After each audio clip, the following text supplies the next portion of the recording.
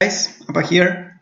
I'm redoing this video. I already kind of recorded it, but it ended up being a bit too long, and I realized I made some mistakes. So I wanted to do it again and try to just go to the point as quickly as possible, because I could be talking about decks like for hours on end. So what I'm going to do here is try to say more or less what this deck is trying to do, try to see more or less what the game plan is and the curve, and then I'm going to go straight up to the point that I want to make with this video, and that's how to correctly cantrip, right? How to calculate the cantrip chances of finding what you need to find.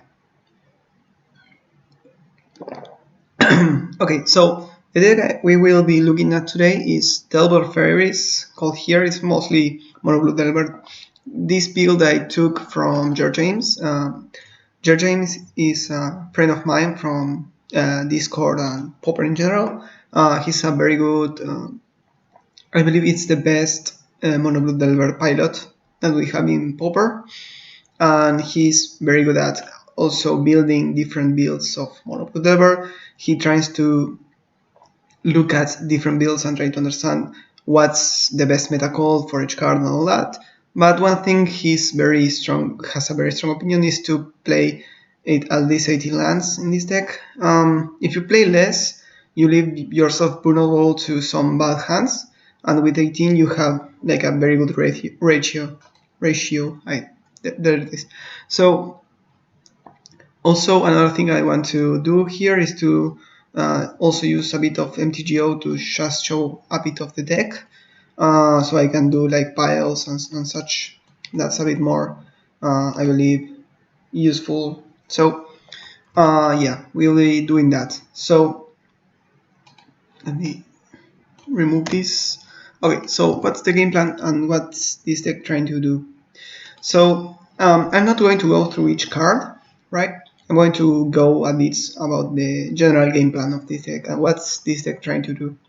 So you have a aggro control archetype, like a tempo deck normally called.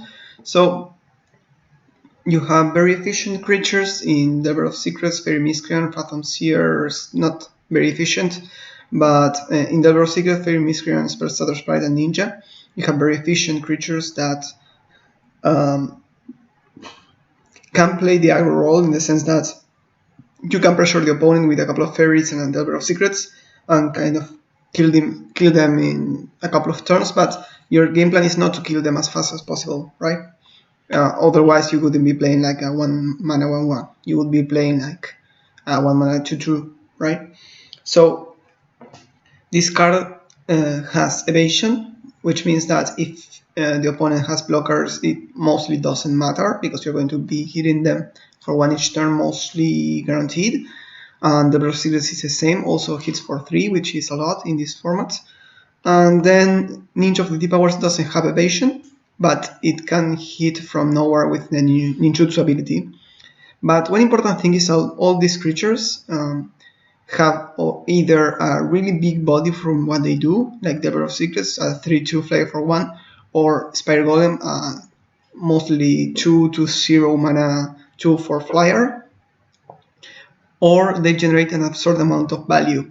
Fairy Miscreant is kind of the most synergy-based card here. It's a fairy, so it helps with Spellstutter Sprite. It's a 1 mana play that puts yourself in the board, so that's very important in this deck. And also, if you have multiples on the battlefield when you play this, if you have at least one Fairy Miscreant when you play this, then you're going to draw a card. So that means that it didn't cost you a card to play a body. So that's pretty important. Then you have Spellstutter Sprite, which is one of the best cards in this deck. It's a flash flyer that when it enters the battlefield you can counter a spell most of the time. So this allows you to counter some removal spells, for example, on the Delver of Secrets, making you always ahead. Like if you play a Delver of Secrets, then pass with one up and cast a Spellstutter on the opponent's turn, then you will have 2 creatures when the opponent has 0. So this means that when you are ahead, Spell Status Sprite helps you stay ahead and be even more ahead by adding a body to the board.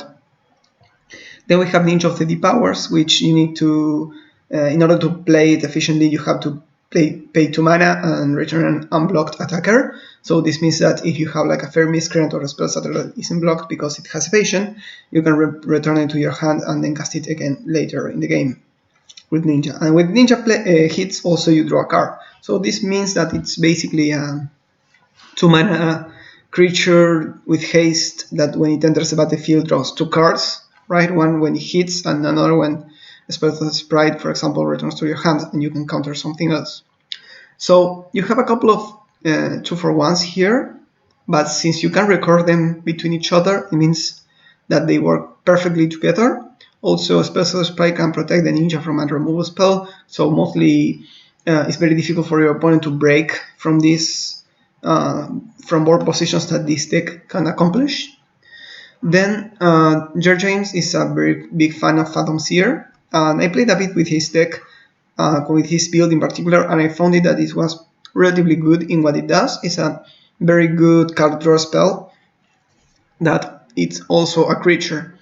So this creature is you cast it for 3 as a 2/2, which is not great, but then you can unmorph it for free by returning 2 islands to your hand, and then when you do, you draw 2 cards. So this is basically storing a gash for the following turn, for example.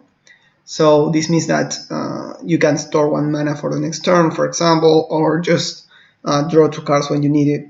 This deck, discarding this deck means that if you draw it, then you are going to have a lot of cards and also adding another body to the board.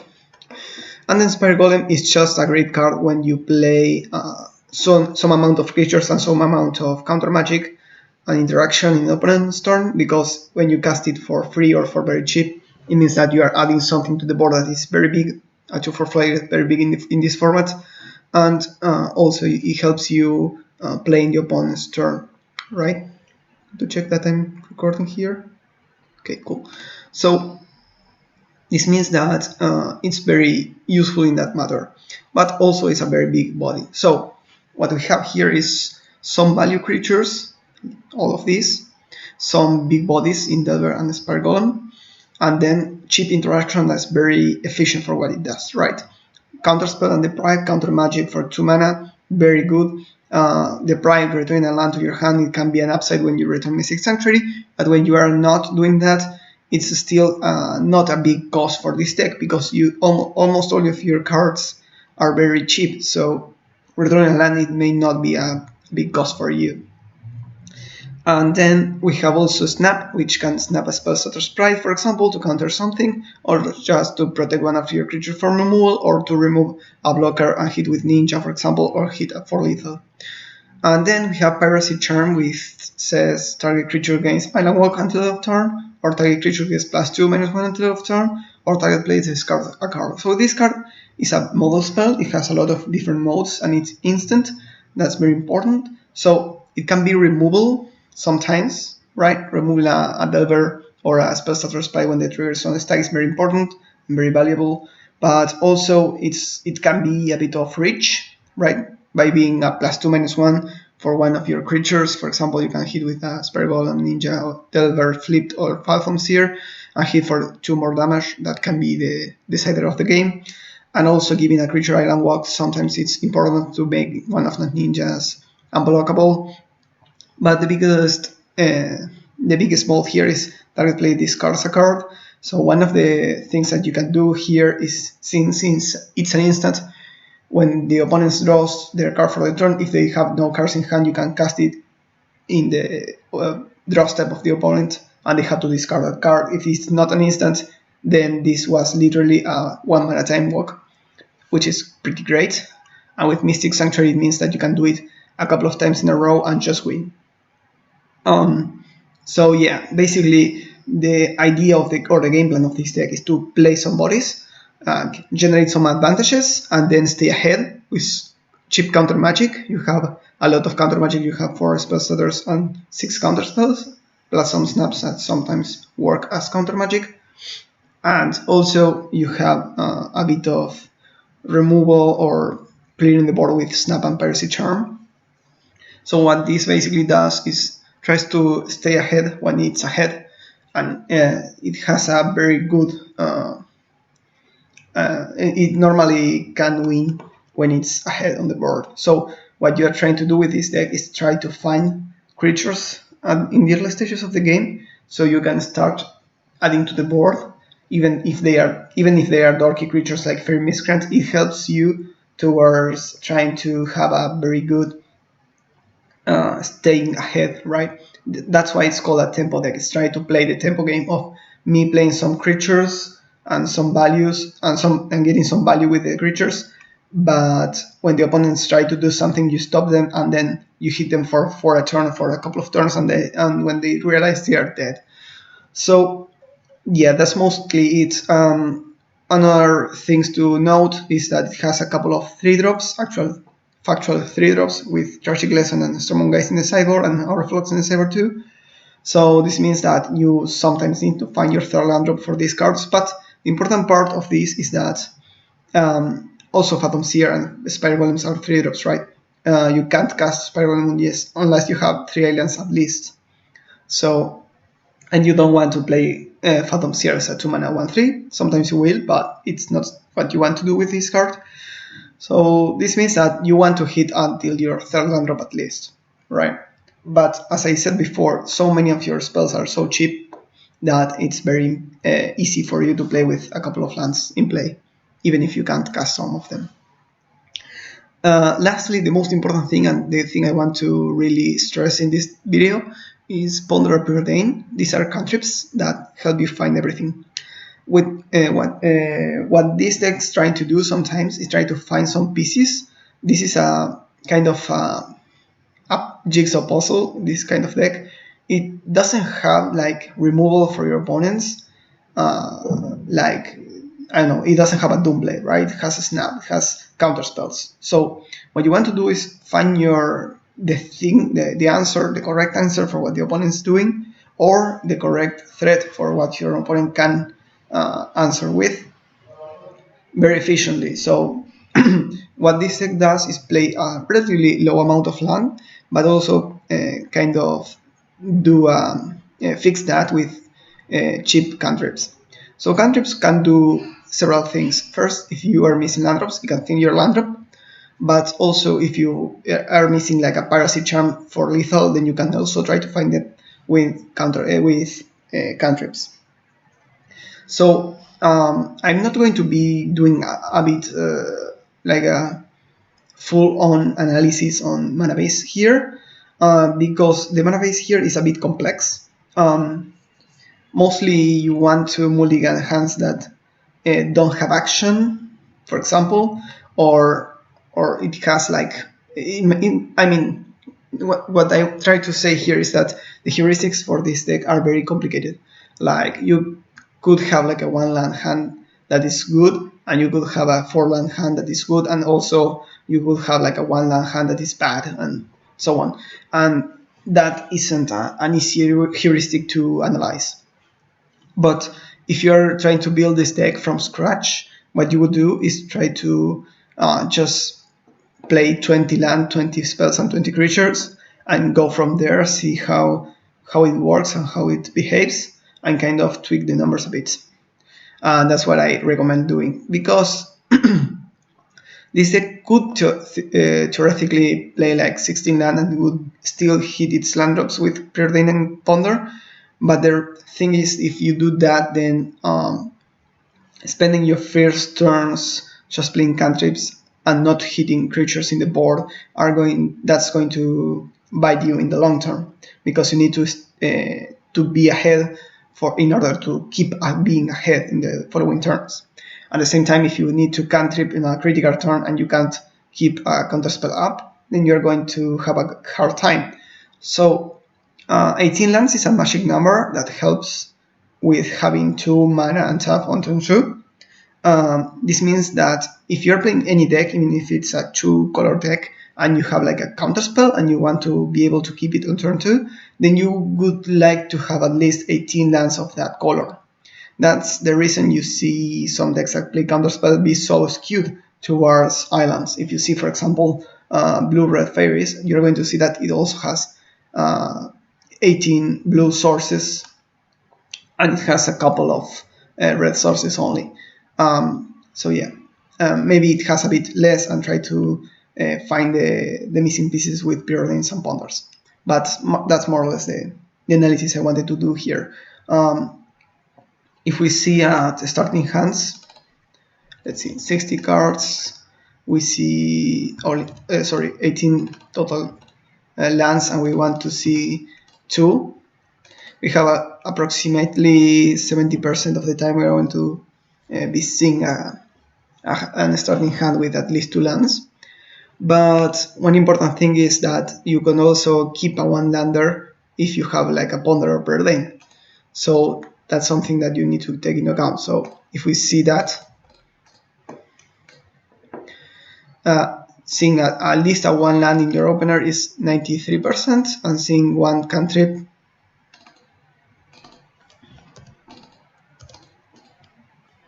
is 54%. So that means that approximately, let's see,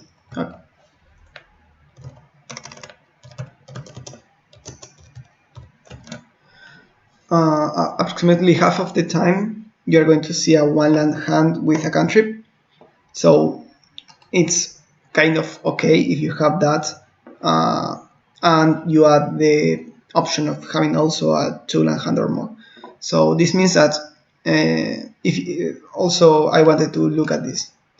If you can do here in Magic Online the sample hand thing. So here you can see different hands, right? I'm trying to see more or less how your deck is in a random sample. So here, for example, this is a clear keep because we have a 1 land, but we have 2 miscreants, so we can play miscreant turn 1, miscreant on turn 2, or we can also play like Delver of Secrets and Preordain on turn 2, so this has a lot of good sequences even if it has only 1 land, right? Here we have a similar thing. This is even better because you can play Delver of Secrets turn 1, turn 2, double Fairy Miscreant and go off, kind of. Here this instead is a bad hand because you have 3 3-drops and only 1 land and 2 counter spells and 1 miscreant. Yeah, you can play a miscreant turn 1, but if you don't draw an island, then your hand is crap. And even if you draw an island, it's very bad. Let's see. Well, we drew an island, we got lucky, but the chances of withdrawing a land are very low if you think about it. Let's do that. So let's say we want to know what are the odds of withdrawing a land in this position, in this particular position. So what you do here is take out your hand from there, and the land you have already in hand removes 1 from the successes in your population, and you're going to look at 1. And this is 32%. So this means that if you keep this hand, and you think, okay, if I draw a land, then I'm golden, I have a really great hand. This is not the case, but let's assume that. And you don't have any ways of cantripping on it or anything. And if we don't draw an island, then we lose. It means that you're putting yourself in a position of 70% of the time losing the game, which is not great, right? Okay, so yeah, that's more or less it for this deck. That's what this deck's trying to do. So what I'm going to be analyzing now is how do cantrips find certain cards, right? So the first thing that we want to do is, for example, see how many lands does a cantrip represent. We did this before with the mono black deck, but we are going to do the same exercise here. So let's see. Ponders is up to 4 different cards, right? You see 3 cards, and then if you don't like it, you can shuffle. And Preordain is up to 3 cards because you can scry 2, and if you don't like any, you can put them both on the bottom and then draw a different card. So Ponder looks at 4 cards and Preordain looks at 3.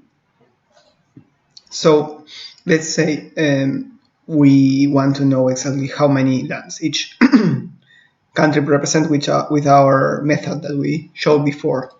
So this method is removing both the lands that we need for the cantrip and the cantrip itself from the population, removing the land we need for the cantrip from our successes, and putting the amount of cards we see with the cantrip here. So This means that each preordain, sorry about that, each preordain is going to look at this amount of lands. Yeah, in average, right? Ponder is the same but looks at one more. So if you are building a deck and wants to, if you're building a deck and try to, let's say, try to curve out up to 5 mana, for example, and you add a couple of cantrips, this is the amount of lands that each cantrip represents. So this helps you a lot if you're trying to build a deck that, for example, has a Mood Drifter in it, and you try to see what are the odds of you casting your Mood Drifter on turn 5, then this helps a lot. In this particular deck, you don't really want to be using your cantrips to find land, at least not most of the time. Sometimes you do, sometimes you don't. But this is at least the lower bound, right? And another thing I wanted to show you guys is what happens if we say we have a hand that has, let me do this here. This is our starting hand, and we have one land, one cantrip, and like other spells, right? So what are the odds of we finding another land? This is something that we can really calculate easily, right? Because we are going to draw one card for the second turn, and also we are going to be looking at 3 cards with preordain. So let's look at that, right? We have 60 land.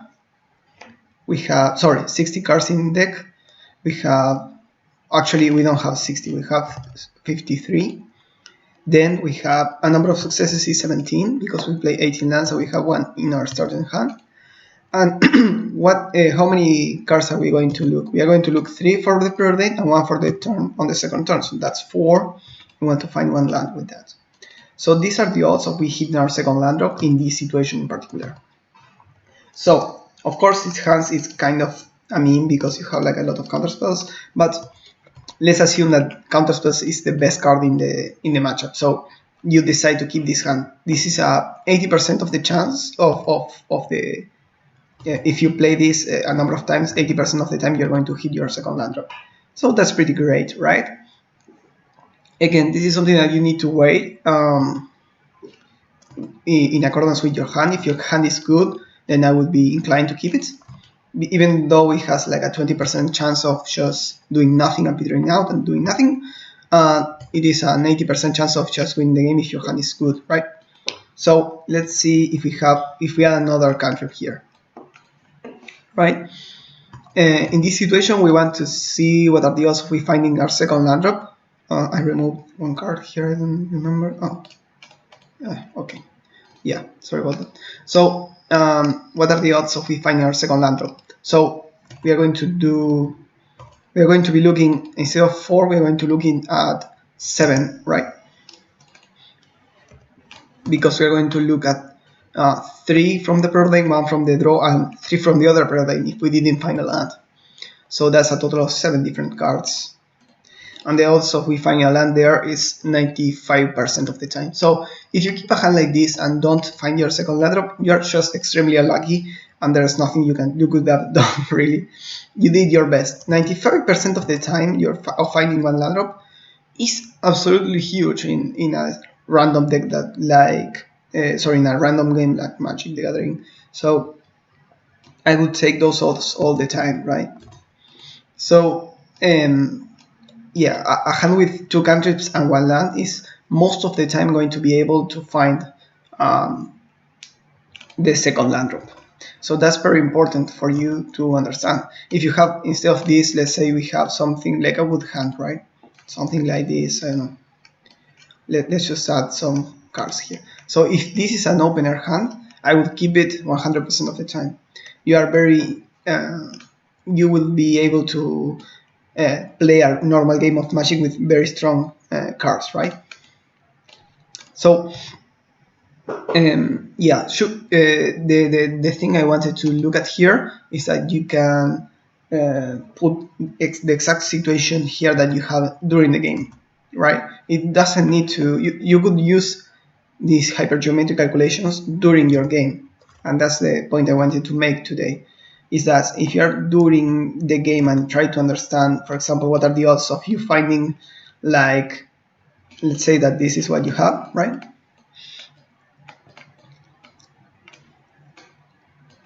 Let's say that this is your hand, right?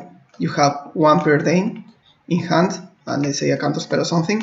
You have a Spire Golem and 3 lands, and this is the rest of the deck that you have shuffled, right?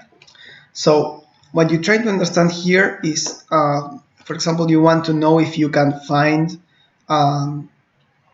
let's say, a Piracy Charm because it's lethal, or you want to find a Ninja of the Deep Hours. Let's do Ninja of the Deep Hours, right? You want to know what are the odds of you finding a Ninja of the Deep Hours. So what you are going to do is tap your land and preordain and try to find it. So you have 4 ninjas in your deck. The amount of cards left in our deck are 54. So what you are going to do is change this number to 54. Of course, this is not a realistic scenario, but you get the idea. 54, and we have number of successes. We have 4 ninjas that we want to hit, and we want to look at 3 different cards. So if you can cast a preordain in this situation and try to find exactly one Ninja of the Deep Hours, you are going to 20% of the time find it, right? But what's interesting here is that you could do some different things. Like you could be saying, okay, if I don't find a ninja but I find like a fairy miscreant, I'm fine. So then in that situation you could do like 8 successes in population and try to understand what are the odds of you finding what you need. So what's important here is that you can do this and try to weigh your options. So if you are doing a game and try to see if you can like find the thing that you need, versus the not using the preordain and saving it for a later turn or something like that, then you can do these calculations here and try to see and weigh the options and say maybe, okay, I have 30% of the chance of just winning the game versus just passing the turn with a counterspell up. What are the odds of each being a successful move and all that? And try to weigh your options and try to understand exactly what's the correct way to approach. So this doesn't mean that you are able to kind of understand exactly what's the correct move. Maybe you know what's the correct move, but you can also with this make a more informed decision, right?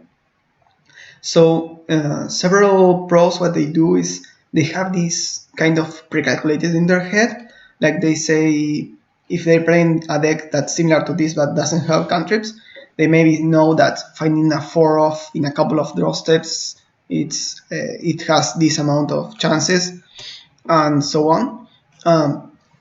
But you can also, if you are playing like online, you can do all these calculations on the fly and try to be informed in that way. Of course, you could be just unlucky and have the ninjas on the bottom of your library, but most of the time they're going to be more or less randomly distributed amongst your deck. So with that in mind, what you need to do is, as I said, try to do the calculations here as I show you. Put in population size the amount of cards in your library, successes the amount of hits that you have in your library, and sample size the amount of cards you're going to look at. So one important thing that I didn't say is that if you are cantripping for a win condition and you find another cantrip, that puts you so much near finding your win condition, right? So what I like to do here is calculate the amount of hits each cantrip represents. So if you have the mana to play a preordain into ninja, win the game that turn, for example, what you can do is calculate what are the odds of each of these cantrips on the blind finding a ninja. So it's the same calculation, right? So if you do this calculation, you see that each preordain is 40%, 38% of the time finding your win condition, and each ponder is 48% of the time finding your win condition. So if you add them all together, you have 6. So it's the number are 3 times 38 plus 3 times 48. I believe that was the number. So this means that you can add a total of 2.5. Let's see. Yeah. 2.5 win conditions to your deck. So this means that you can add, instead of 8, you can play 10, and then modify that to what your cantrip in your hand has. So if you do that number, you find that, okay, you are mostly a coin flip of finding one of your win conditions. Of course, this is not perfect because you can't like cantrip into cantrip into cantrip, but that's more or less just like an idea to have, right? You could do these calculations a bit and try to understand better. So yeah, that's mostly it. Another thing I wanted to say about this deck is that you could play, instead of Fairy Miscreant, Fairy Seer. Fairy Seer is a similar card. It scries 2 when it enters the battlefield instead of drawing a card sometimes, which means that the floor is much higher than the floor of the Miscreant, but the ceiling is lower because drawing a card is better than scrying 2, at least in this deck. But if you're playing a deck that, for example, has a splash of color, like blue-red fairies, then playing Fairy Seer is a bit better, in my opinion, because you can find your off-color or your removal when you need it, and so on. Also, another important thing to look at Fairy Seer is that it helps you flip your Delver of Secrets, right? Because scrying without drawing means that you can play, for example, turn 1 Fairy Seer, scry an instant and a land on top, then on second turn play a Delver of Secrets with the land you draw for the turn, and you're certain that you're going to flip the Delver of Secrets. So that's a plus, right? So Fairy Seer has some upsides over Fairy Miscreant, but in this deck you only have like the synergy with Delver of Secrets and the synergy with Fairy Miscreants with another Fairy Miscreant is a bit higher for George James than the synergy between these two cards. Also, this deck is very consistent. I played it a couple of games before doing this video, and I was able to find out that mulliganing was a bit rare. So you could have like, I mean, most of the hands have at least 2 lands, or at least 1 land and cantrips. So what you can do is cantrip in, keep a 2 land or decide if the hand is good or not. So this means that most of the time you're looking at the actual spells instead of looking at the lands. Other decks sometimes need to look at both things at once, but this deck's game plan is a bit complicated because it depends on each matchup. So that's the reason I didn't want to do heuristics for this deck. So yeah, that's more or less it. I'm going to be continuing with a combo deck next time. I will try to look at boggles and try to see how to do the calculations for the mana in that deck, and try to see how heuristics in a combo deck work. That deck, in difference with this one, has a very hard heuristics and a very clear game plan, so it's much more easier to calculate the percentages of keeping and mulliganing, in difference with this deck in particular that doesn't, right? So I believe that's it, and thank you so much for watching.